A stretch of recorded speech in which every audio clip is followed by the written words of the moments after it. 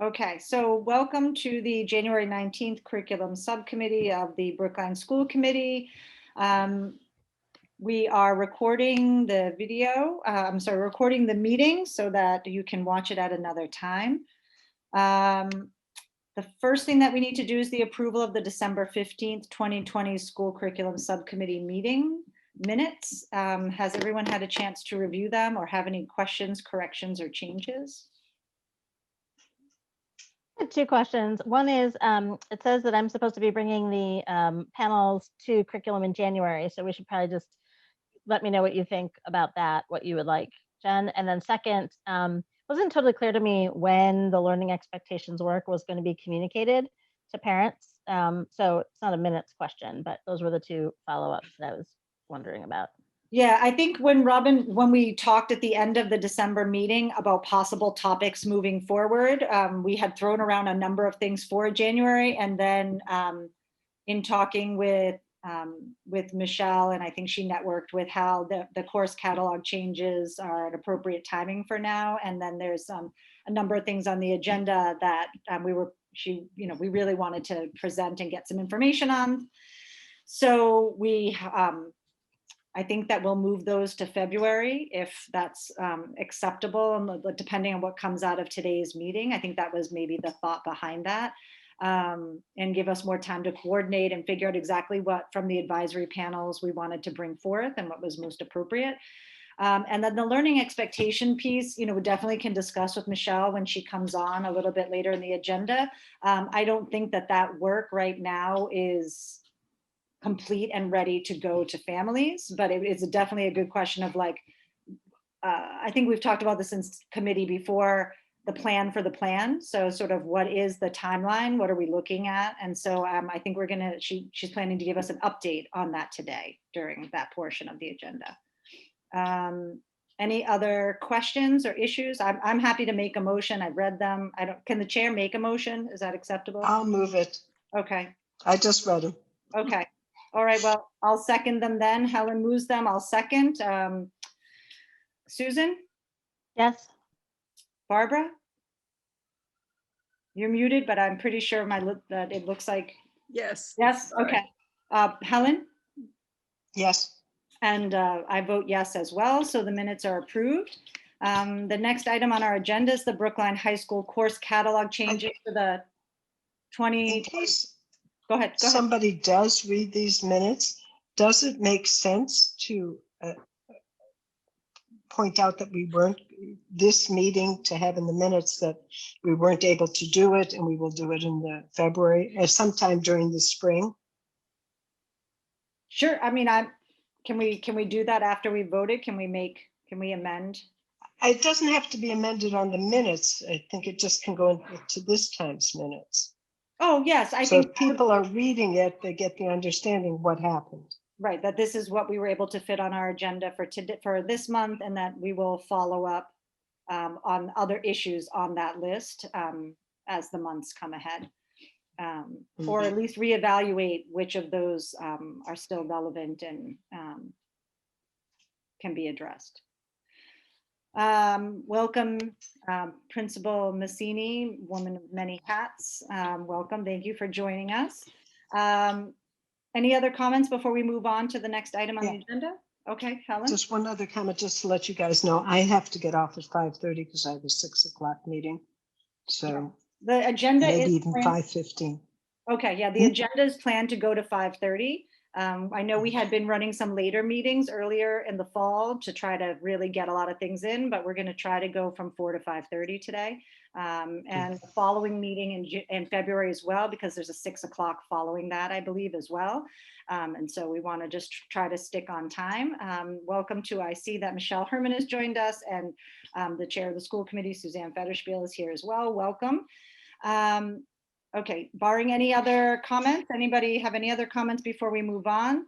Okay, we're going to be now discussing the Brookline High School course catalog changes for 2021-2022 school year. And Hal Mason is here with us to share. Thank you, Hal, for coming again to another evening meeting. We appreciate it. The floor is yours. Great, thank you.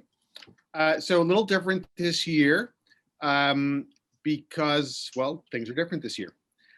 So you'll remember that I came to visit with this group a couple of times earlier in the year, and we were talking then about how we had made some modifications to the courses that we were offering this year because of the needs of COVID, and how we sort of narrowed down some of the offerings, especially in the elective areas, but also in some of the academic areas.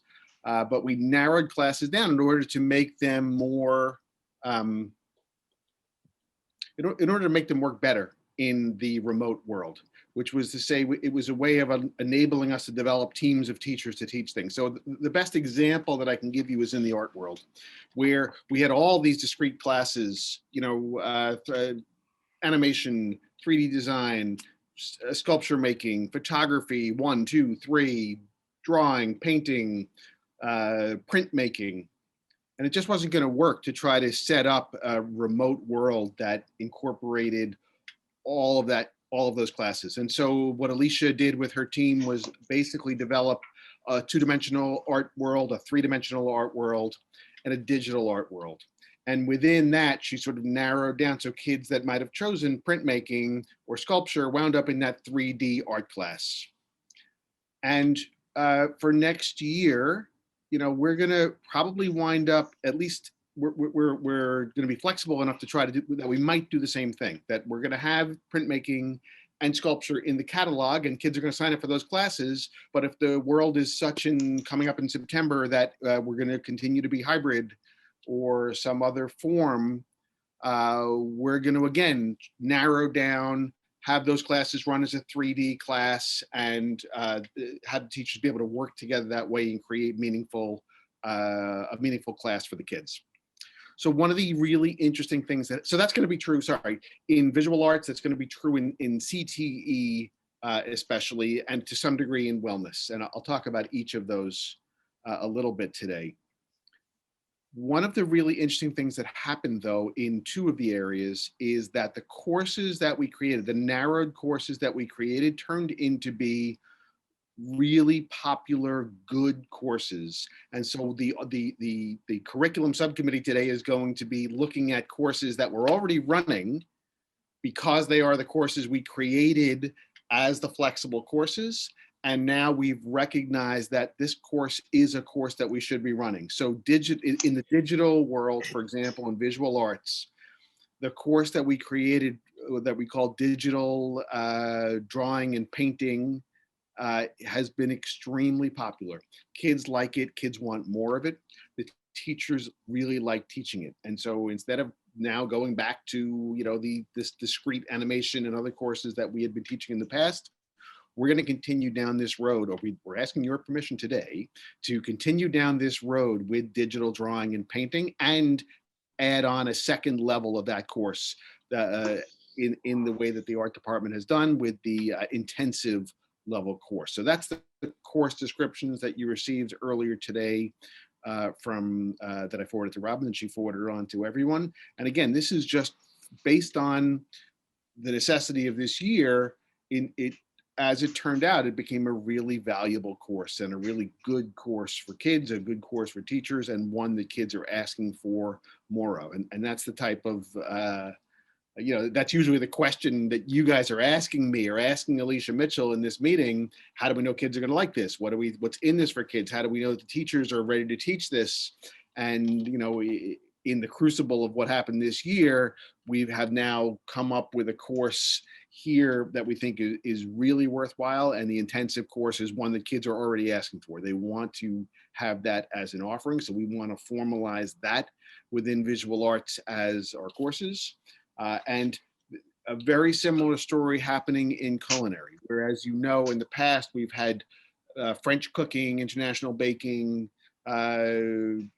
Chinese cooking, Italian cooking, vegetarian cooking, and I think there's one more that we've offered in the past, and it just wasn't going to work this year because we wanted to get materials out to kids, and we didn't want to have to shop on 6 different shopping lists and arrange. It was hard enough to arrange baked product, ingredient lists and drop off, especially back in September, October. It was difficult enough to create that for the one class, let alone to try to do it for 5 different classes. And so instead we came up with a a culinary exploratory. And what Britt and the teachers have come to realize over the course of the year is that this is a really important course for us to run before kids step into the other courses. So instead of teaching knife skills within the Chinese or the Italian cooking class or baking class, they're going to teach that first. It's going to be your step course into the culinary world. And importantly, it's going to feed into the restaurant. So it's going to become a new class that's sort of going to become the undergirding of all of the culinary, and will tie together some of what we've done in the kitchens over in the UA with what we're planning for the new building and the new restaurant here in the new building. And so instead of having the restaurant team teaching a kid what a knife is and how to use what knife skills are necessary, and proportions and working in a hot kitchen and getting used to it, we're going to use the kitchens over there as the introductory lab, using this course that, again, we created on the fly this year, but now we recognize the need, especially going forward with the really spectacular restaurant, which will be open in September. We recognize that this course is a necessary first step, and it's going to help us a lot with some of the Chapter 74 monies that we could be getting to support the restaurant program going forward. And so again, it's one that was created out of necessity, but one that we now recognize is something that's really important. So I just sent you that write-up for the culinary exploratory course. And certainly if you guys have more specific questions that I can answer, I will. I could certainly get Britt or Alicia to answer any more detailed questions for you if needed. But again, I think that we've got some courses here that aren't going to cost us anything. They're going to be courses that we're going to run, we'll be running. Again, it'll be based on requests, but it's going to be 4 sections of culinary will run in place of a few sections of baking or a few sections of Chinese cooking or whatever the requests come in. And the same thing back in the art class, instead of running 3 or 4 sections of animation over the course of the year, that will be incorporated into the digital drawing and painting classes. And therefore we'll have the same teachers teaching the same courses, and we expect it to be the same or even a higher level of demand since those courses have been so popular. Do you need more from me about the specific classes, or you want to ask me questions about them? Questions. Do members of the subcommittee have questions, I think? And then maybe we'll figure out if we need some more information. So you should have both the exploratory class and the intensive class in the email, as well as the culinary exploration. I do have a question. So, and I think you've answered it, but I want to just make sure so there were a number of digital sort of art classes. I'm thinking specifically about the 2 levels of the art class that are sort of being combined. And I just in looking through it, animation didn't jump out and the descriptions as heavily as some of the other like Photoshop and Illustrator, art mediums. Right. And so I just want to sort of make sure, because it's not really in the description as heavily, that those students who really we're looking forward to that animation class will be drawn into this and will understand from the description that the animation is like an integral part of the course, so that we maintain it.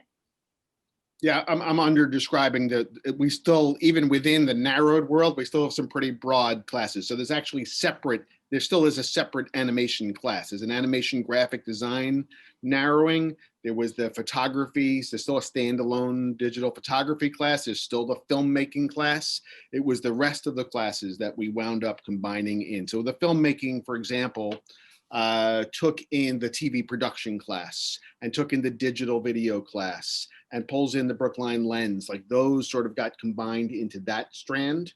And again, we're gonna if we're gonna be remote or hybrid or some whatever in September, if we're just leaving ourselves the flexibility that we might still need to combine in that area. But so this was more about the digital drawing classes and the digital, all the classes really that use the Adobe suite. It really is a class where kids are using Photoshop, Illustrator, and any of those. And we had a lot of those classes up in the red and the blue lab, up on the top floor in the UA building. And so those are the ones that got narrowed down into drawing and painting, and we just think it's a better offering. So maybe I oversold it as animation. It's the animation and that computerized class is still exists even within the narrowed world, but this class picks up some of the other classes. So this combines some of the areas and other classes are still maintaining their individual class. And Yes. is that what you're saying? Yes, Okay. and And then, same with culinary. So the same thing will apply in culinary. We're going to have this new class that's just an introductory class, but we're still going to be running the Italian cooking class, the baking class, etc. okay. And then these classes lend themselves to both a remote, hybrid, or full in-person model. We can still utilize these classes no matter what model we're using. Yes, Okay. Barb, absolutely. I saw your hand. I'm sorry, Hal. Oh, you're muted, Ms. Scotto. Your last comment really makes me clear that I need to ask this question. Are these classes being taught online or in person this year? That's Both. the first part of my. Both. So it took some doing in order to get licenses and in order to make sure that we had the proper programs on machines that we could make sure kids had. But these classes are running in both synchronously and asynchronously, but they're also running with teachers teaching on the Zoom and kids in the room in front of them, as well as kids at home on their laptops, Chromebooks. So when you think about next year, as we go back to hopefully a normal school setting, these will Yes. all be in person. Is that Correct. yes? Okay. Yes. Yeah, that's ideally, yes, they'll Yeah. be in person. But again, we think that this is a course that we should be offering. Right. Thank you. Of course. Helen, Susan, any questions for Mr. Mason? So, Ms. Federspiel. Oh, No. Go ahead, Helen, you can go ahead of me. just one thing. Thank you for making lemonade out of lemons. That's really the way I feel about it. I really feel like it turned out to be, we thought it was a good plan for especially September and October. And from it, it's the teachers who went to Alicia and said, this class works. And the kids love this. And there's a huge set of skills involved in creating art, using those programs. And we think this is a really viable class. And again, same thing with culinary. It works so well in terms of a course that suits the needs of of where we see the department going. It was a good, it was a forced step that we took, and it worked out to be something that was an important new step for us. Actually, in culinary, I was thinking we should make it a requirement that course for all students. Kids need to understand about cooking. It's a life skill. Of course, yeah. I'll talk to curriculum subcommittee about that someday. And then we'll talk to Susan about getting funding for that.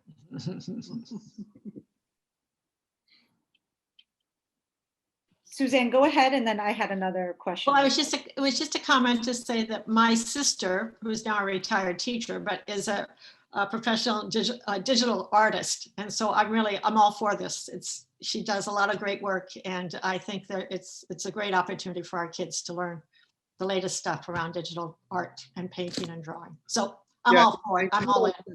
The tech department really came through and got us the equipment, the machines, and the programs. And that had been a drawback in the past. I mean, those of you that might know some of my history, I used to work at an art high school in New York, and we always had trouble keeping up with technology.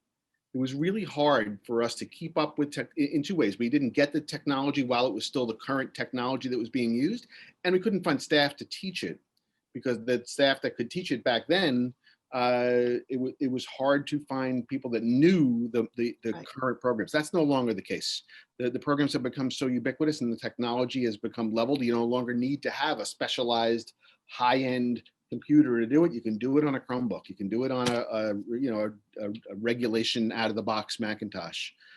And that's a big difference. And that's the leveler. And that's what makes it possible that I have some great teachers over in the UA who can step right in and know Photoshop really well and know Illustrator and even, Premiere and some of the other programs in terms of digital.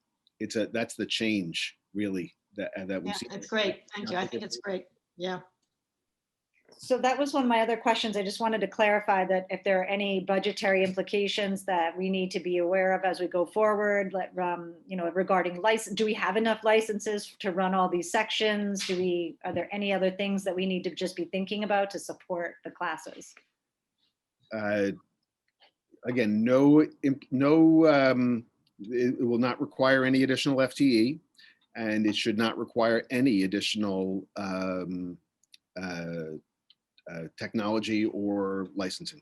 It's all based on what we have now and what's available in the Chromebook world and or within the Red Lab and the Blue Lab that we have now. Okay, well, I mean, sounds really exciting, and I really like hearing that it's coming up from teachers who are teaching the courses already, and that they're finding that this is what's working really well, and working with the curriculum coordinators to come up and bring these as regular courses. And they sound like they make a lot of sense. Does anyone else have any other questions or comments? So I guess my other question is, maybe Robin can help me with this, or Barbara, or Hal, do we need a vote, or is this just more of a discussion and a feedback? Or do we need to vote the course changes? You could have a vote to make a recommendation to the full school committee, and then that's on the docket for Thursday. Okay, oh, good, it's on the docket. Oh, that's right, we did docket it. Okay, so I would like to make a motion that we accept these 3 course catalog offerings. Would anyone like to second the motion? Okay, I saw Barbara's hand. We'll take that, and then let's vote. Susan? Yes. Helen? Yes. Barbara? Yes. And I vote yes. So we vote to make a recommendation to the full school committee to approve these 3 course offerings for the high school for next year. Awesome. Thank you so much, Hal. Appreciate it. So I have Thank you, Hal. there's additional business. Hang on. So now I want to talk about wellness. So with wellness, it's not a new course, but it's sort of just, I just need you guys to be aware of the reality of what happened with freshman health and fitness and what we're planning to do about it. So very early on, from last year in the spring, what we heard from our 9th grade wellness team was that health instruction remotely was not working. Sensitive topics being discussed via Zoom was not working. And so that, part of that might have been related to the difficulty that we all had, getting used to Zooms, and for kids and for teachers in the spring last year. But coming into this year, we recognized that it didn't make sense to try to shoehorn all of that sensitive material into a course that didn't have enough of the in-person component in it. And so what we decided to do, and again, we also had concurrently with that, of course, a schedule change, which went from courses that essentially met 4 times a week to courses that met 2 times a week with a Wednesday, shorter time. And so to make it work in that world, we didn't try to teach all of the health curriculum in the 9th grade. We taught some of it, the appropriate parts of it, the parts that work better for 9th grade in the course that met for 2 of those 3 sessions, a 180-minute session, 1 25-minute session. And our plan is to take the rest of that health material and spread it into 10th grade wellness. So we're going to have, and I don't have a description for you of that yet. I don't know how exactly we're going to structure that. I don't want to, there's a number of scheduling implications that we haven't worked out yet, but we are planning to have 10th graders take wellness and take within the wellness class that they take to add in the rest of that health. Hopefully it'll be in person. Hopefully we're back to a regular schedule, which will allow us to carve out some of the time within that wellness block for those sessions that A, are better in person, and B, are better with kids who are more mature. And so, we're trying in this case to turn the lemons into lemonade. It will depend on how the pitcher is constituted for next year to see if we could make that mixture work. I don't know, but we are, whatever form we're in, we're going to take those health topics and move them into 10th grade for next year. I just can't give you right now the piece of paper that says, oh, here's exactly what that course is going to look like, because there's too many unknowns right now about schedule and timing. So thank you. That's really helpful information to know. I'm wondering if we could come back, if you could make a plan with us or reach out to us when that information is more readily available, so that we can just have a clear understanding of what we were able to do in the format that we have and cover in 9th grade, and or what we would like to see in future years as the 9th grade sort of health and wellness, what we think is best practice and appropriate, and what would be a 10th grade health and wellness program, and sort of like how those topics break out. I would like to just get more information when you have a much clearer picture. Sure. Oh, go ahead. No, I said, yes, I agree. I will come back when we have a better idea, and once things become a little bit firmer for next year and long term. I mean, long term, there's no question that some of the topics would be better off, and some, there might be other topics that we might want to add into a health curriculum that are better for 15, 16-year-olds to be talking about, rather than 14, 15-year-olds. As some of you will recognize, it can be a big difference between what a 9th grade class is like and what a 10th grade class is like. Yeah, I mean, I think this is a great opportunity for us to sort of to make evaluations of how well we think programs are working, or courses, and move things around so that it's better for students. Did anyone else have any comments or questions about the wellness? Susan? Yeah, so I think this sort of fits into the overall question of how big an envelope wellness is supposed to encompass, because I think we've talked about it at different times, that it's mostly health or mostly PE. And then I think we've had other conversations where, no, mental health and guidance and all kinds of other things are sort of in the general wellness category. So I'm wondering if sort of, I guess sort of as we sort of step back and think about the things that kids need, are we trying to look at those still in one frame, or are we trying to look at them separately? So I think that's one question. And then I guess the second one is just because mental health in particular is such a big topic. I'm wondering if we have like any information or survey data or whatever about how kids are doing and sort of what they need. I would defer to Darby. I'd defer to Carlin for a lot of that. I don't think that we have, great survey data for kids. It's a hard survey to run to get accurate information, of course. But I know that there's a strong desire to do exactly what you're saying, to look at this in a broader way and say, what are the things that we really want to do, and how are we going to, what is the best plan for how we would do that across the 4 years, taking in mind that, if we're adding another required course that kids are taking in school, it's going to have a lot of ripple effect on other Right. programs and other classes within the school, and how we build schedules around the school, which could be fine if that, Right. but again, I think that you're pointing to, a really large curriculum level discussion that we need to have about, what is the overall program, and what should we be putting into that required list. Yeah.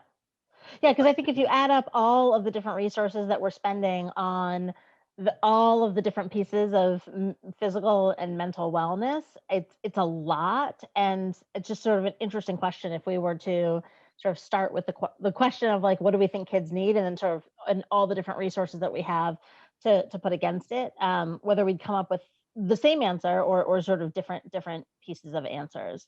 So I guess that was my only thought there. I know that Anthony and Brian were putting together a survey, sort of just like a check-in survey with kids, sort of how they're doing. Did that go out? I don't know what happened to that. I believe that it did. Yeah. Okay. Yeah, it would be great. I mean, if there is, generalizable information, it would be great to help understand that. I know that panel 4 came up with a mental health survey a while ago. I don't know if that went out also. Do you happen to know?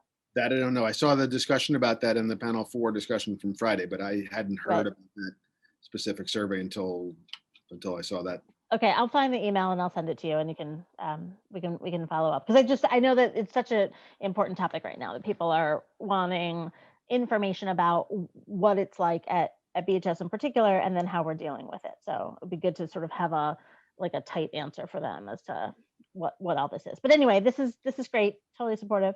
Thank you. Thank you. Thank you. So that's all. No, that's just not a voting question, I guess, but I think you guys need to know what's happening in that in wellness.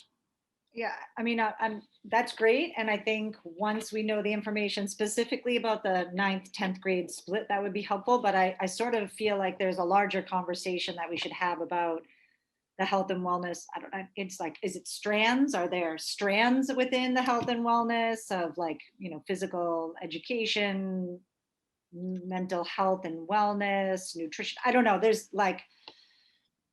There's a lot of pieces there. And I think we do need to have a vision for what is on the required list or what we're offering. And that's part of a bigger picture. I mean, that sort of becomes part of, like, the essential curriculum question within this piece. So I think there's sort of some overlapping here. And so I hope that our curriculum coordinators and educators will have an opportunity to sort of work on this, and maybe come back to us sometime in this, the next couple of months. And we can have a clearer picture of what is our philosophy, what is our vision, and what do we need to do to make that happen, and what changes do we need to make? Helen, I just saw your hand. Did you want to add? Yeah, it's almost like it needs a mini program review, I think, of this particular aspect. Yes, it's part of the essential curriculum, but that seems like such a big piece. And this is a smaller piece. I think some kids get a lot of help, classes, whatever, and some get nothing. And how is that? How is it working, and what needs to happen? So just a suggestion in our free time when there's nothing to do. Yeah. I'll pencil it in for Thursday. Yeah. You're so funny, Helen. I have one other, it's different question, not about this. Can I ask it of Hal before he leaves us? Please. How are the owls working out? The owls have arrived. They have not yet arrived in the building. They came in what's today? Tuesday? They came in on Friday. They came in on Friday. Friday. The test owl has been flying beautifully from the report. Kareem was in today, so I talked with him, and Scott and Lisa have been working with the testers. So we plan to launch them. We're going to use our early release day Monday. I'm going to have a breakout group for OWL for my early adapters on Monday, and that's a group of about 40 teachers here at the high school who are going to start. So slowly is the answer ultimately to your question, but again, we still hold out a lot of hope. And as I said, the early testers have been really excited about what they're seeing and how it changes the dynamic between the teacher and this camera and the computer, where they have to stand in the room, and therefore it's going to make a big difference, we hope, with what the in-class experience is like for kids, because that's been tough. Are you coordinating that PD with the elementary schools, or are they doing their own separate one? We have not. No, that's just for high school for right now. I don't know what the elementary school plan is for the owls. Okay. Again, I think it's for us. It's let's get the early adapters out there. Let's get the proving ground out there. Let's get people using them, and then I think it's time that we would then go out and pull other people in, because there's a lot of people who are more than the initial 40 who are like, yeah, probably, but I don't know, and I want to see what other people do with it before I pull it in, and want to see, and I would expect that's certainly the way it is to high school, and then I think that's how we're going to wind up spreading it to the K. And we've had conversation about combining it. We met with Hal, and there are a couple of things. The PD for the OWL is not a huge it's not a huge learning curve. It's really about testing it out and stuff. So it's the K-8 ETSs have already been working with their schools to determine where we're going to put the first owls. And it's not, and they have the ETSs available. So it's not a big lift. It's just that they only came on Friday and today's the first day back. So, I see. so it's not a, yeah, it's not like a, it's not the type of professional development, like we're starting with a brand new piece of equipment that's very Okay. intact. Yeah. So they're on it. No, I just want to make sure they're being used. That's all. And Oh, that yeah, they're of course. And we have teachers that will be very excited that they're here. So, right. yeah. Thank you. Great. Any other questions? All right. Thank you so much, Mr. Mason. Are you staying for our summer conversation? Are you ready to I'm go? not. No, I have another meeting. Okay. Well, it was a pleasure to see you. Thank you for coming. We You're welcome. appreciate your time. Thank you. All right. So the next item on our agenda is talking about gap filling, summer programming, and Michelle Herman is going to lead our discussion about this, I believe. I'm going to toss summer programming to Meg. Okay, Meg's got And summer. I'll come back for curriculum. Okay, so where would you like to start? We have in here gap filling, summer school break programs. And just as an FYI, I think this would be helpful for the subcommittee to know, there was, we were going to put interventions, current interventions on this discussion, but due to the availability of staff and some other information that we wanted to gather, that's something that we'll schedule for a future meeting. But that is part of the conversation, but we won't be addressing, I don't think, that specifically today. We'll be more about summer programming, gap filling, and sort of the big idea of how are we going to, what is our plan for thinking about the implications of COVID on public education. Okay, so how would we like to start? Meg, you want to take it? Sure, that would be great. And if Robin wouldn't mind sharing her screen with me, I can share with you. So I wanted to discuss, start this off by discussing that Brookline has always had robust summer programming, and during the 4 years, I can't believe I'm saying I've been here 4 years now, but during the 4 years that I've been here, you know, it's been such a pleasure and just great to get to know all of the different programs and coordinate and facilitate those meetings. So one of the things that Matt Gillis and I do is we run a monthly meeting where we coordinate these summer programs. And the reason for that is that we were finding, you know, that we have so many, we didn't want them to overlap and trip over one another in the schools. So last summer was the first summer because of COVID that we had to go fully remote. And what I'm going to show you are the programs that we ran remotely. What I'm going to tell you now is that our programs run from pre-K to 12, and we have a variety of programs. We have programs that get kids started, like our BEEP program. We have intervention programs like our Project Achieve program and Star Academy, which is not so much intervention. I think Keith and Mindy would say that it's really an academic program that is geared towards getting kids, moving kids ahead, and not so much doing remediation.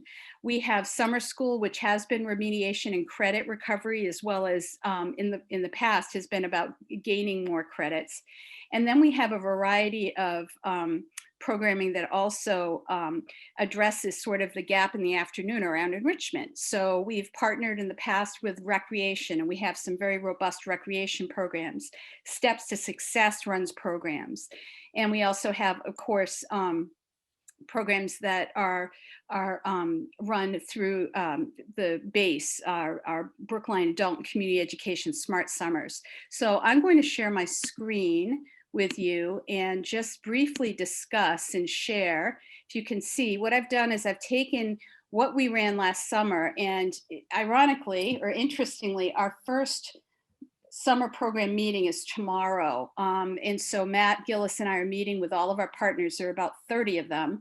And Michelle is coming to that meeting because there is a recognition that we're going to need to fill some gaps this summer.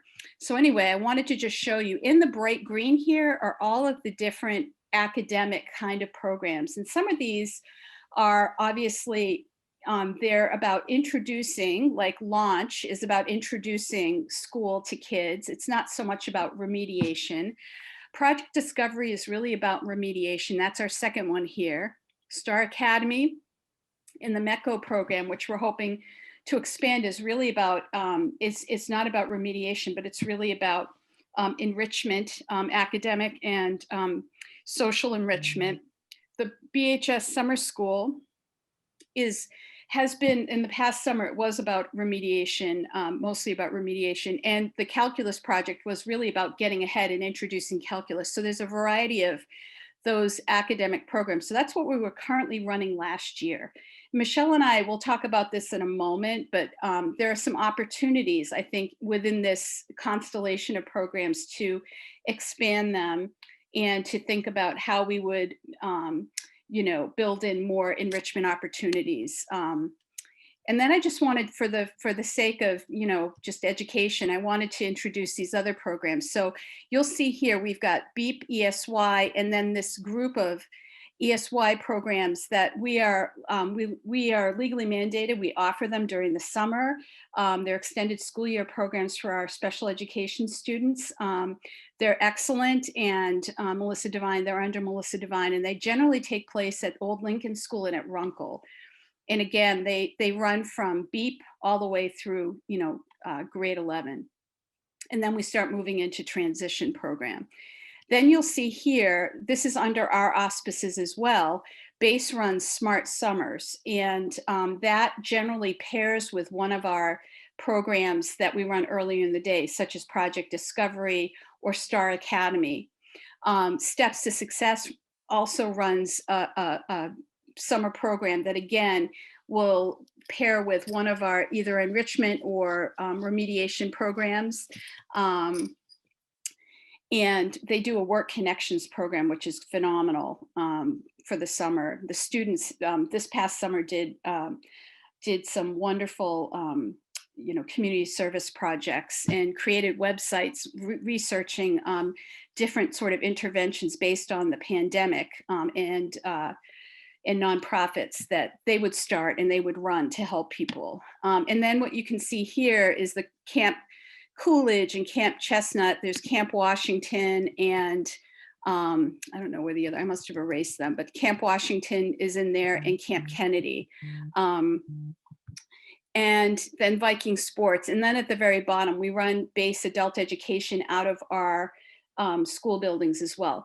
So these folks, along with Trish Laham, who is, as you are very well acquainted with now, and our school lunch program, so Sasha Palmer and Tess Washburn, Matt Gillis and I, we all meet and we coordinate these programs. So anyway, so that's sort of an overview. And this is tentatively what we have planned right now to have on the docket, which is something that we ran last summer.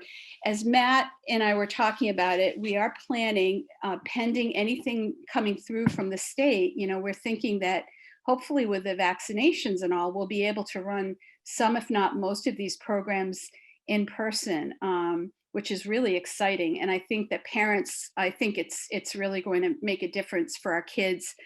I will speak, I know in speaking with Mindy and Keith, it was very challenging for them to run their programs remotely, this past summer because they were working with students with EL needs. And I mean, obviously we're running an EL program at in the district right now, but it is really challenging for parents and for the kids, especially if they're beginning English learners. So anyway, so that's kind of an overview.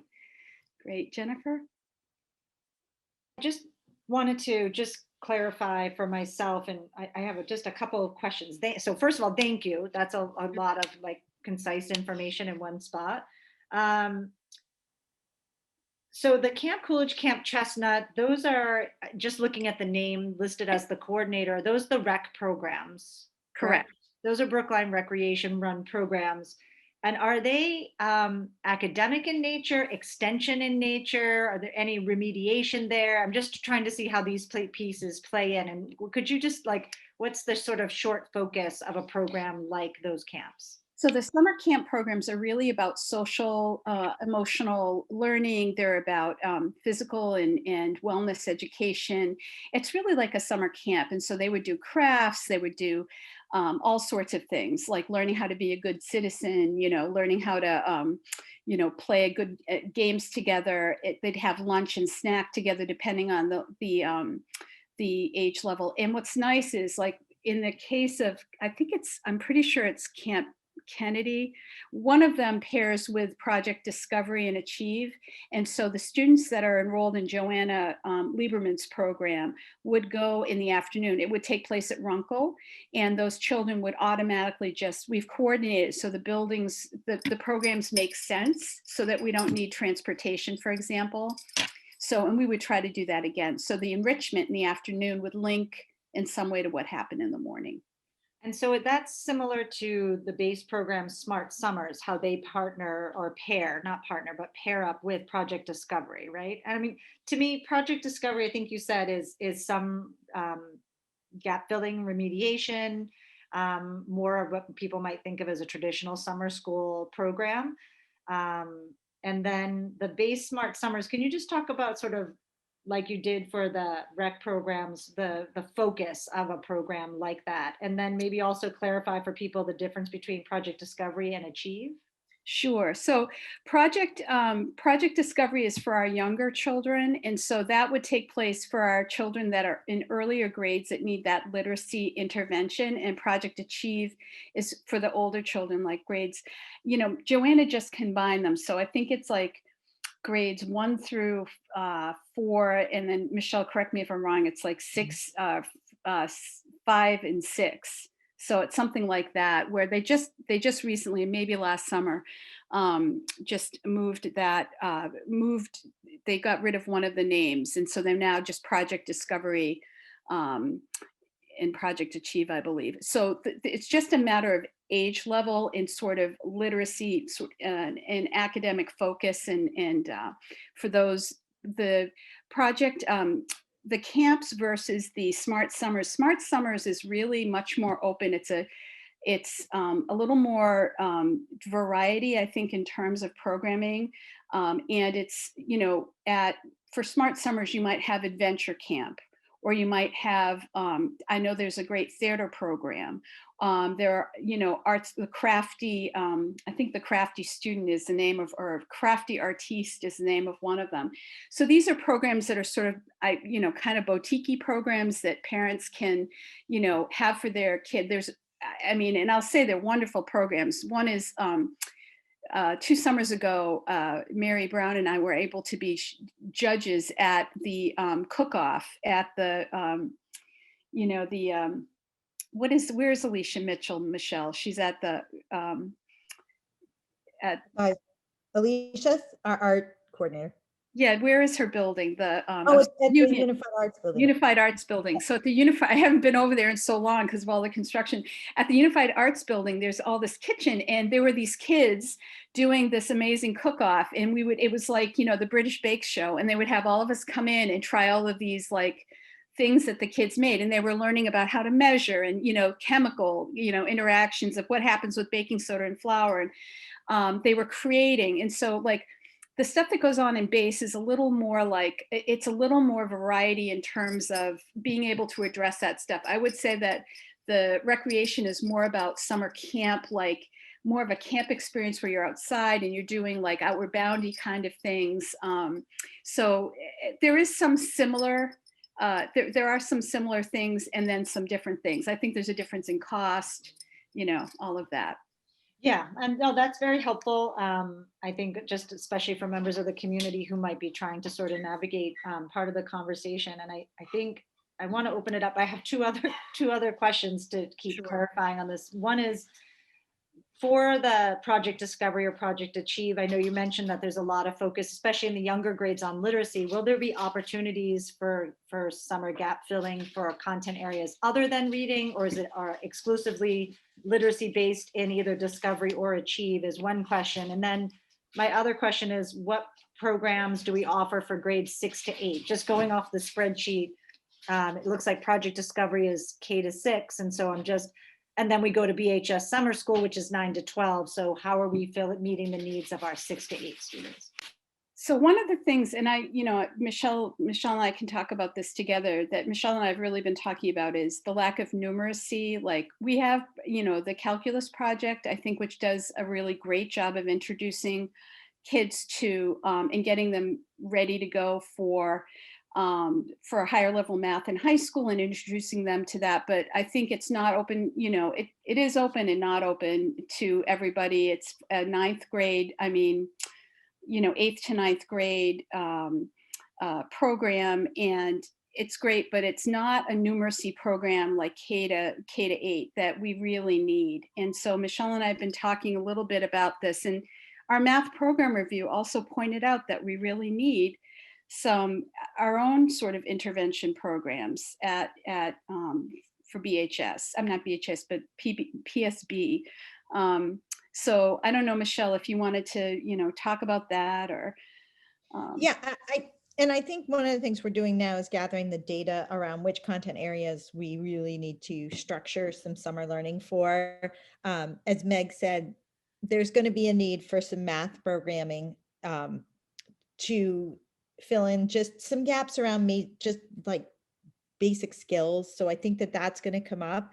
But am I hearing that also you have interest in us sort of looking into other content areas, like either running a science program or something else to that impact? Or I mean, I guess I was asking the question, but thinking that we are probably going to have gaps in a number of areas. And so even an integrated program where students go through maybe more of a typical sort of chunked out, instead of just, not that it was ever just literacy, but a literacy No. chunk, a math chunk, a science, or some interdisciplinary learning where we're, thematic, or there's many ways it could be done. And so I guess I'm just curious what direction we think we might be heading in, and what, based on the needs that we think students have.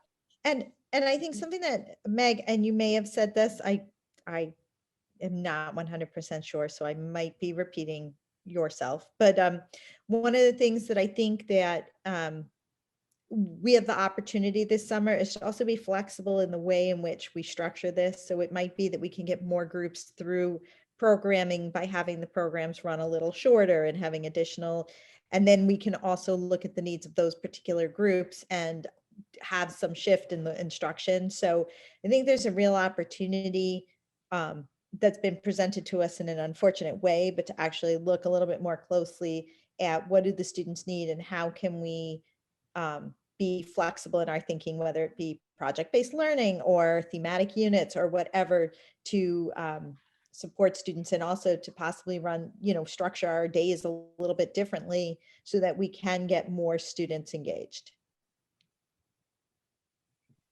Helen? Oh, go ahead. Yeah, I think that would be great. I think having, project-based learning or thematic learning for these kids certainly makes it more interesting in the summer, especially, when it's hard to get kids to stay inside and learn, using the outdoors, doing all those things.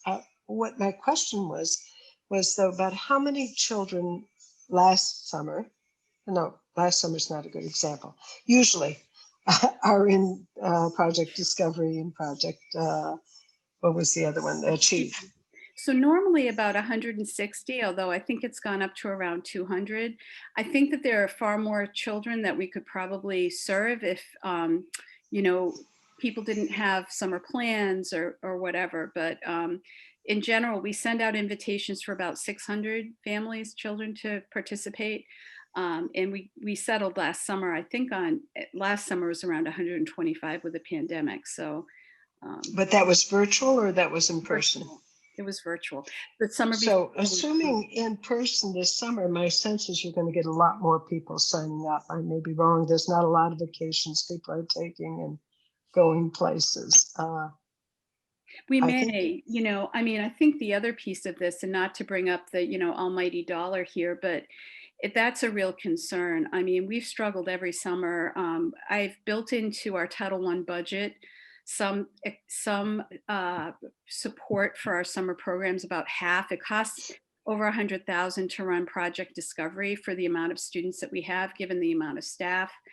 if we do want to expand our program, we're going to have to really think carefully about how to do that because or figure out how to fund it. If we want to have a project-based program for remediation, depending on how many students, like Michelle said, once we get, formative assessments or on what they might need, if it's anything, I mean, we're seeing across the board, there are real gaps because kids have missed Right. school. No, and we're all concerned about that. Mhm. I think that the federal money that we might get, is certainly where we need to dip into. Absolutely. I mean, I hope we hear about that sooner rather than later. I mean, I think we should plan for it no matter what, but these programs are, and it would be great to sort of have a coordination of these programs to look at. And, like I had said earlier, our first meeting is tomorrow. Matt and I are planning on saying to folks, there's a real interest on the part of the school committee to offer as many opportunities for remediation as possible, to get as many students through as possible. And so what can we do, in the time we have? We don't have a lot of time to plan, but the advantage is we have some great infrastructure set up.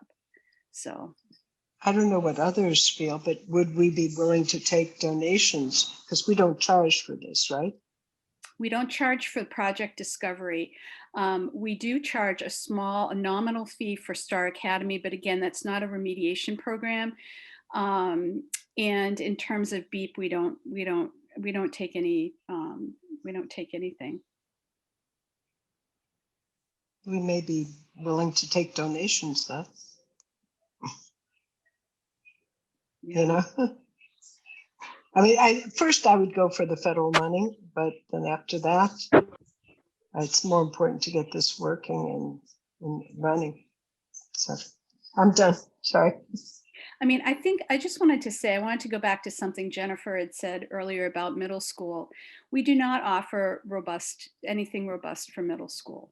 And I do think that would be important, like as we're looking at what we're offering. I think in general, it's important to look at what we're offering in terms of remediation over the next couple of summers. So maybe we should be planning the next couple of summers, looking at what we're doing to help kids really catch up and move forward, through an exciting sort of project-based summer camp experience, academic camp, that's K-8, that is, that we utilize all sorts of different things like generational tutoring, we could do a lot of different things, projects, it could be very exciting, but we would really need to get people on board with it and coalesce a little bit, and there may be resources across the district, like with MECO and EL, they both have grants. Maybe they would be willing to contribute to be part of it, and not feel like we're running so many sort of separate things. Yeah, I think just to sort of go back to that, I think that we really need to offer something for the middle school. We really want these kids to be super prepared going into high school, and so I also think that there's just less conversation about this group, but they're really at risk, just like our youngest learners are. I mean, every group is, but I just think, to be thoughtful about that and making sure that they're prepared. It's a very transitory time. It's a time of a lot of change. And so just to be thinking about that. I mean, I think there are a number of questions that I know we may not have the answers to. And hopefully after the meetings coming up, we can come back and have more discussion about the details. And I was jotting down some. So some of the questions I have are like, who qualifies to go? Sort of what are the parameters of how many kids, who qualifies for the summer school program? Having some sort of at least general parameters around that so community members can understand too. And I do know that it is a challenge. We often invite families and they don't come because people have plans, and maybe people will start traveling more this summer. Maybe they won't.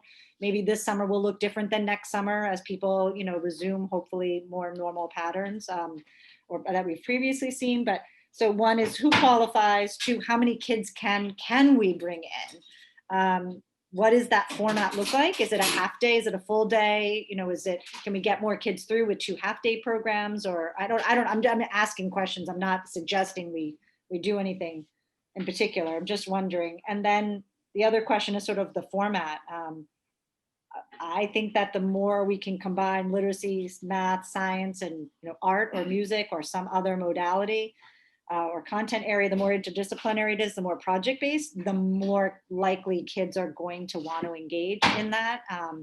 And so we might get that higher turnout. And I just think it's more real world. There's a lot of value in that. And so, so those are sort of the big questions that I have that I know we don't have the answers to, but I'd like us to work towards being able to talk about.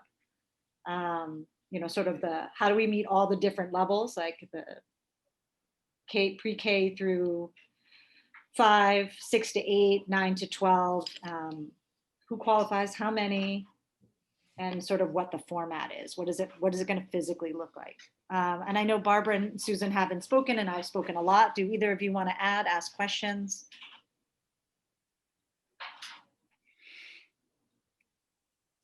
I don't have any question, but I guess my comment would be, I think this summer, it's very unclear whether we will be having lots of kids at summer school because people will not be going on vacation, or whether we'll have very few because everything will have cleared up by then and people will want to go. So I think that complicates things very much. But one thing I would say is I think we need to think also about the children who are least fortunate in town. And I'm not talking about kids with special needs. I'm talking about kids whose parents don't have enough resources to put them in a private class that they want, or kids who are living in housing projects that are very smart and very good students and don't really fit into the programs because so many of the programs are limited to children with specific needs, or the METCO program or what have you. And really, I think we need to notice who is not getting served by this. Where are the kids who are not really doing anything during this summer, but are not making themselves, or their families are not pushing for them to go to summer school, but who are just hanging around? And what could we do to attract them? I don't know. I mean, that may be a lot to think about for this summer, because we just don't know what this summer is going to bring. On the other hand, it may be more necessary than we think. I will say this as a principal, and you're getting sort of a twofer here. I know that a lot of our families are struggling. Not only the ones who live in housing, but also some ones who don't and who have lost jobs. We have quite a few parents who have lost jobs. And it's been a real struggle. So I think you're right, Barbara. I think that there's all sorts of people who could benefit, and how do we make sure that their children know that this is available and they know it's available, and that we support them attending and really catching up and feeling connected again, because I think that's the other piece. There's a lot of feelings, I think, of not feeling totally connected because they've been in school, out of school, and in the case of Remote Learning Academy, not at school at all physically. Any other questions or comments about summer school specific? Susan? Yeah, I mean, I think that what I really appreciate about this is, trying to catch the kids that we are most worried about, and I think that's a really important piece of this. So, thank you, Meg, in terms of all the hats you're wearing, but thank you for wearing this one as well. I guess I sort of have a similar question, maybe it's sort of slightly restated, but I guess when we talked in our last curriculum subcommittee meeting about the learning expectations, that really made a lot of sense to me. Just when we thought about questions, just taking Gabe's, example of, what is it that we want a child to be able to know and to be able to do after, I think he showed us 4th grade. And, he gave us, here's a civics example, and here's a history example, and an economics example, and all those different pieces, and, reading and writing. And I guess I'm less interested in the things that are like content knowledge, like can they, put all the countries on the map, but really more the skills. And so as I think through the number of kids who, if we were kind of designing this from scratch this year, given the number of kids who are going to have holes or gaps in what we want them to be able to know or to do going into the next grade, I guess I'm also just trying to pull the camera back and think a little bit more holistically. And I hear you, Meg, just in terms of funds, like we don't, it's sort of a big challenge for sure. And I don't want to minimize that. And I don't want to take resources away from the kids who need it most, because they do. But I guess I'm also just trying to wrap my head around, like, what does the whole solution look like? How do we think about that? And I think it also just gets to Jen's question of like, who qualifies and how do we know who qualifies? Not only from an income perspective, which is important, or other factors, but just sort of from the skills gap perspective, and first to return and all the other pieces that we're trying to think of. So I don't know if we've thought about it holistically. I'm just trying to put this conversation like together with the last conversation, just to try to think again, sort of a little bit more broadly about what it is that we are aiming for. Does that make sense?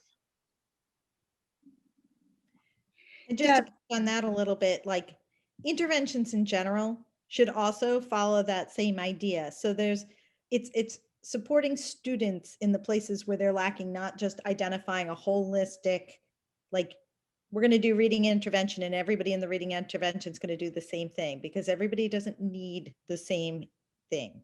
And so sort of, I appreciate you making the connection to what we were talking about last time. It's right on.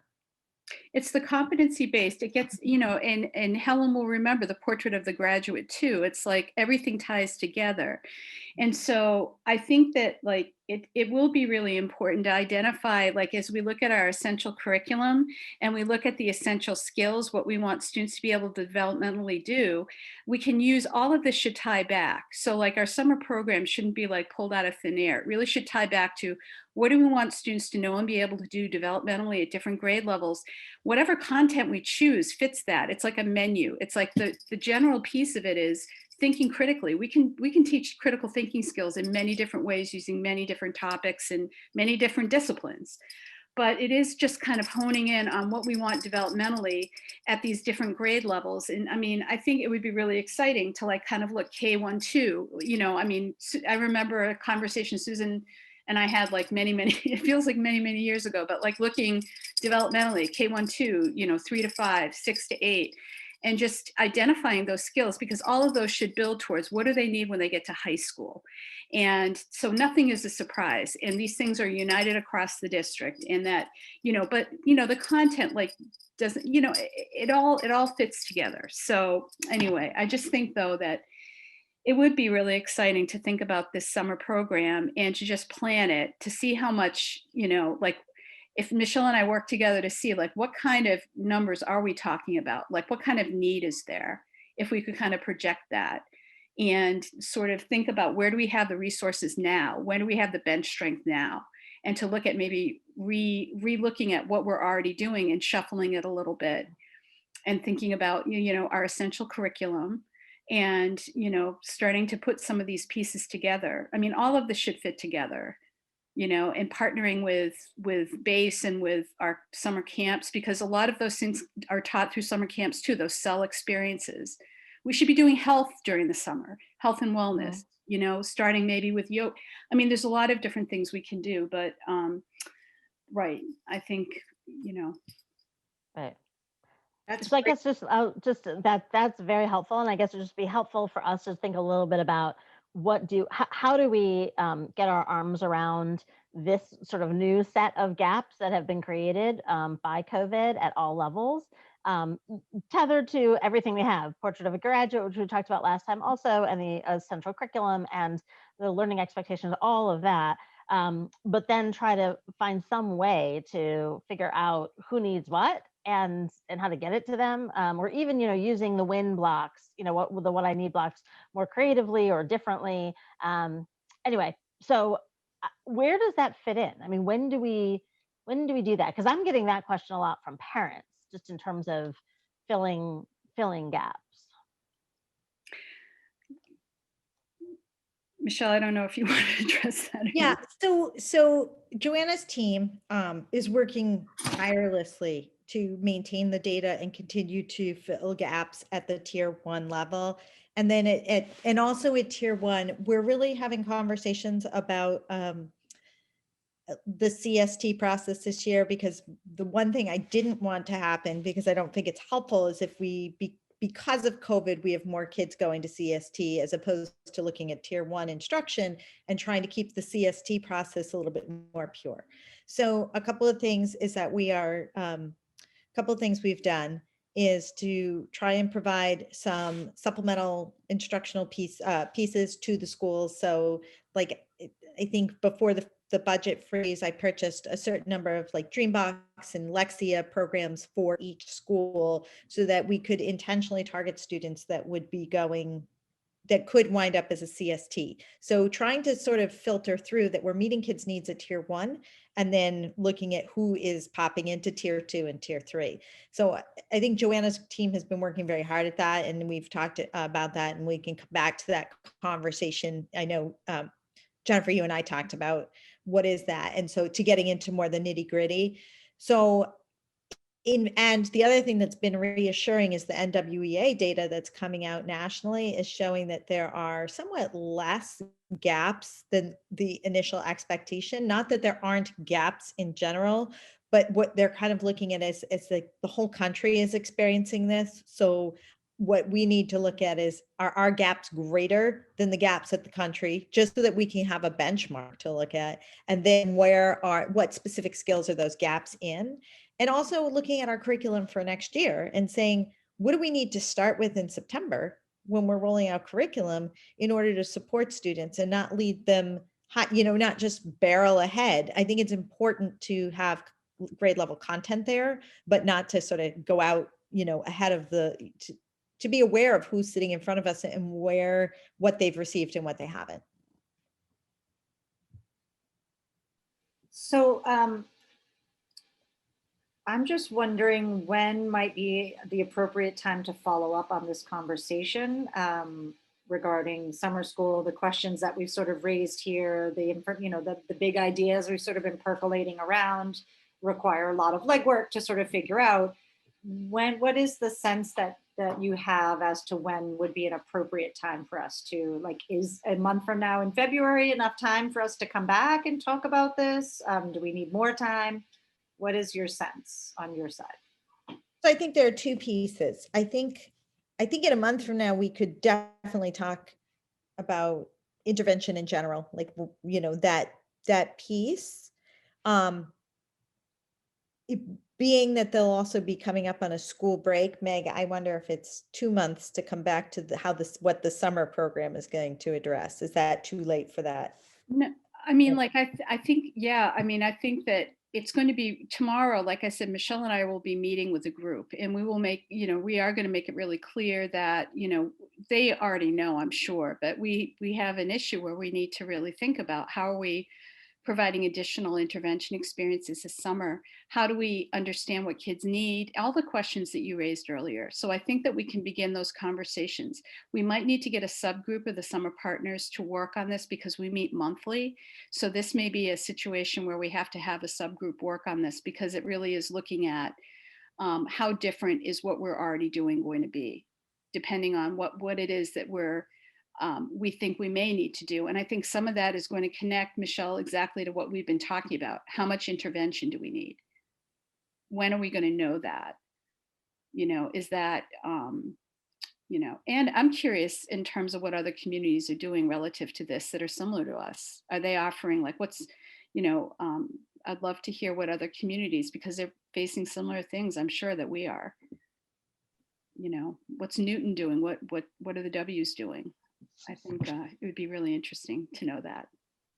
I mean, I would think it would be interesting to reach out and get to sort of facilitate some of that. And I just saw Suzanne, so I'm going to have Suzanne speak before I sort of summarize what I think I'm hearing. Do you want to speak, Suzanne? Yeah, I just wanted to say I spoke to Tommy Vitoli the other day about money, but he brought up about summer school. And so he's a parent who's, in town with 2 children who are doing just fine, thank you, it's working well for them. But he would still be interested in, summer programs, even for his children, not even for, but for his children. And he wondered if there might be a role to play for the extended day programs, if perhaps they might charge and offer an afternoon program for, kids who might, or actually they could do a half-day program. They could do a morning group, and that group then goes to some kind of summer school, and vice versa. They could switch. Anyway, he just brought that up, and I thought it was worth thinking about, because people know extended day. They kind of trust them, and they have an infrastructure in place. So it might be something just to think about down the road. I mean, it may even, to your point, Suzanne, may even be something where it's talking about with some of our other partners, like the rec program, who I know the rec program is much more traditionally recreation based by the nature of their name, but they may be interested in offering some programming that supplements our programming as well, or that they could charge for that we don't. So that may be something that you could talk about at the meeting tomorrow. It sounds like for the February meeting, we can come back and have a more in-depth conversation about current interventions this school year to fill gaps, and that the plan would be to have a more detailed conversation in March about summer school follow-up, which I'm hoping that we would have a lot more detail at that point. And I think we build I think that we don't know who's going to come for summer school, but we make the plan based on what we think we need to do and see if we can build a budget for it. And then if we have less students and we have less budget, and then, that's the choices that community members make, but that we offer what we think we can offer for what we need to do. That I think would be good. Jennifer, do you think it would be worthwhile to survey parents sometime this spring to see how, with different scenarios, how likely they would be to X, Y, or Z, like if we were to offer certain things? I think it never can,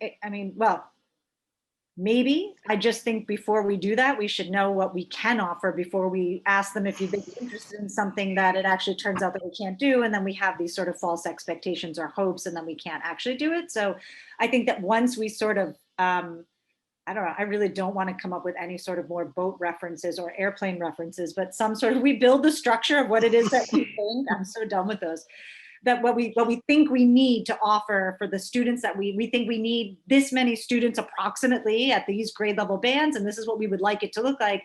We build what we think is the right thing to do, and then we see how much we fill up, and we offer. It's like offering course sections. We offer as many, and we hire the teachers that we can do based on the budget that we have and the number of students who accept.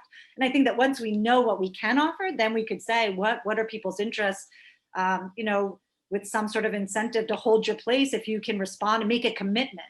And I do think it's important for families to understand, if they make a commitment, that it's important that kids participate, because then they're taking, a spot that another student might have been able to have. So I think that's important too, when we get to that place. So I think that, do we think that by March we would have some sort of an idea of being able to answer some of these questions about, who would qualify? How many kids do we think we can get in? What is the format? What's the curriculum that we plan to, or at least big buckets? Can we be ready in March to have that conversation? And is it too late at that point?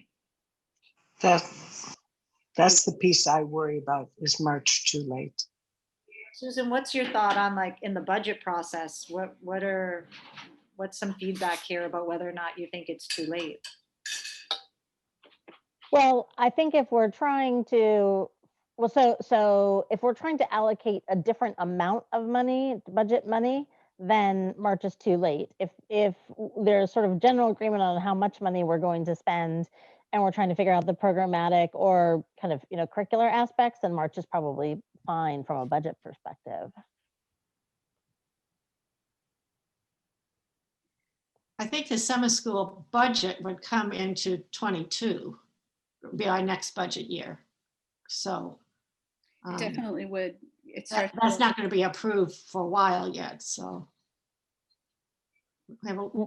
right, but I think broad brushstrokes, I think it's probably by March we will have already needed to know how much, roughly speaking, right, that would be. But I think allocating the money or the curricular decisions within it, or who's chosen for a given number of slots, all that can, is going to get developed over the course of the spring. I'm just trying to Right. answer your question about budget. Right, because we're also hoping there may be some federal money, who knows, but we certainly are ever hopeful about that, yeah. Can the budget? I'm concerned, Oh, sorry, go ahead. just a quick one. I'm concerned about parents making plans. And, parents who work, who need to know what's going to happen with their kid, they need to know what's available now, because they can't wait till the last minute. So that's all. Well, I was wondering if I think what I hear is we're talking two different things. Part of it is budget and part of it is sort of just the programming, like the nitty gritty of the programming. So when I thought about coming here, I would think that you were already having conversations around budget kind of on the side, not, to continue that work as the budget gets developed, and that we bring more of the details here. I guess that's what I was thinking of for March. Yeah, I mean, was not particularly thinking that we would discuss the finance piece, that would go to finance subcommittee, but I'm just thinking the timing, like certain things have to be in place in order to also have the parallel conversation in finance. We need to know the magnitude of what we're looking at. So I think, in curriculum, it would be appropriate for us to talk about what it is that we think is going to happen. Is it interdisciplinary? Is it going to be just literacy math? Is it literacy math science? Are we going to involve some of the arts? Like, is it going to be, are we making a decision that philosophically we think that we're going to try to do a half-day program or a 3/4 day program? I don't know, right? Or all of those things, I think that belongs more in this bucket. But I'm eager. I would love to have that conversation in February, but I am aware that I don't want to be asking for something that's unreasonable. Like I would even push the intervention question back to sort of front load the summer school. I don't know where other people are at. And I'm not saying that I would make, it's not a unilateral decision. Obviously it's a committee, but that would be, I just think the interventions are probably happening and are on the ground and happening right now. This is like it's a little bit different than what we've done. Right. So like it's a big idea question, I think. I don't know. Maybe I'm wrong. Maybe I'm mistaken. And, it'd be great if we could talk about both of them and do interventions and summer school. I just don't want to be unreasonable in expectations and then we're not ready or people feel like. No, Jennifer, I think you're absolutely right. I mean, I think this is an opportunity to take the issue that we have, which is an issue, which is how do we help kids, reacclimate to school? And this is not enough. Like what we're doing right now is it's something and it's what we can do at the moment, but how do we really, given that we're hopefully going to be in a very different place this summer, how do we make it feel enriching, exciting, and also that kids can also make up time and make up learning, not necessarily go backwards, but go forwards. And I think, maybe, what I can say about like February is I can come back once Michelle and I meet with the summer partners and say, what is our appetite? Like, this is really what we were discussing at curriculum subcommittee. Do we have the bandwidth in this group to think about this? And if we do, to come back to curriculum subcommittee and say, hey, we have 4 people in these programs that really want to dig into this and want to, help to form this, new experience that is a united experience, or is expanded upon what they're already doing. And I think that would be like really exciting. So we definitely can bring that up. And if that would be helpful to know, hey, we've got these, these folks, and we've developed this subcommittee that are looking at that, would that be something that would be helpful for you all to know, like if we were to come back in February with that? Anybody else want to respond? I feel like I've done a lot of talking. I feel like it's a natural place to start because that's where we have bandwidth. Yes. Okay, good. I mean, I think it would be helpful, but hopefully we might know that sooner than February, maybe if we get lucky. So if we're going to meet, maybe that's something we could get in an update. I mean, I would love to put, a summer school follow-up on our agenda for February, along with a more in-depth conversation about interventions that we were going to have today, to have that more in-depth conversation, in February, and then have a summer school follow-up and be able to provide as much sort of input as we have at that point, and then plan that by March, the March meeting, we would have certainly the meat of it. And I hear you, Helen, about like wanting to reach out to families and let them know what's available. And I think we try to operate on as many cylinders and sort of fast track as much as we can. That would be my inclination, but we may not know that until March. And I do know some families have made their plans. I know families have made their plans already. A lot of people flipped over camps from last summer that couldn't run and flipped them over and just said, keep it, we're going to flip to next summer and you'll keep our enrollment. And we just do the best that we can, and we offer, even on a regular summer, there are some people we offer to and they accept and some people don't. And so we just do the best. We do what we think is the right thing to do and offer what we can. Anyway, so that's where I'm at. Where are other people? Does that sound reasonable? Do people think we should do something different? I'd love to hear from other members. Please speak up if you think we're on the wrong path here. Seeing no movement on that. I don't see any body language saying that we want to do something different. Is that the entirety of that section of our agenda? It was going to be sort of gap filling in summer schools. Do we cover everything, Meg and Michelle, you wanted to discuss? Okay, so I think that the last piece on our agenda right now, for the next thing on our agenda, is an update on where we are with essential curriculum. So if we could just get an update on where we are, where the process is and what the plan is, that would be great. Yep. And so just to give, I'm just going to share my screen for one quick second. This is not a long update. But I did want to share with you, because I do think that I put it in the wrong place. So I'm going to just click here. I do think this might give a little insight as to some of the things we were talking about last time. So we're about to post our next set of learning priorities for the rest of the year, but these were written sort of differently this whole year from what the district has used in the past. In the past, when you would click on the essential learning standards, you'd have just the statements or you'd have the standards themselves. So I just wanted to give you insight, but something that we were talking a lot about last time was what Gabe was sharing about standards and skills versus content. And so I just wanted to bring this back to kind of give a little insight as to what that looks like, so that it's not, the consideration that we're only teaching skills and not teaching the content. So I thought this was a good example, because here, if you look, for instance, at the Revolutionary War and Independence, that the 3 skills under there, the understand, the development, the analyze and evaluate, the understand, analyze, and evaluate, those were the skills that he was really talking about. And then using the content to kind of facilitate the learning of the content is facilitated through using those skills. And then in addition, there were skills below. So these down here would be more of how he would go about assessing students for the understanding using those pieces. So I just wanted to show that as just one way, as we're developing curriculum, that we're really starting to think about highlighting, so that you can see actually what is it that kids will be able to do, that students will be able to do, and then what is also the content that they'll learn, so that they don't stand separately from each other.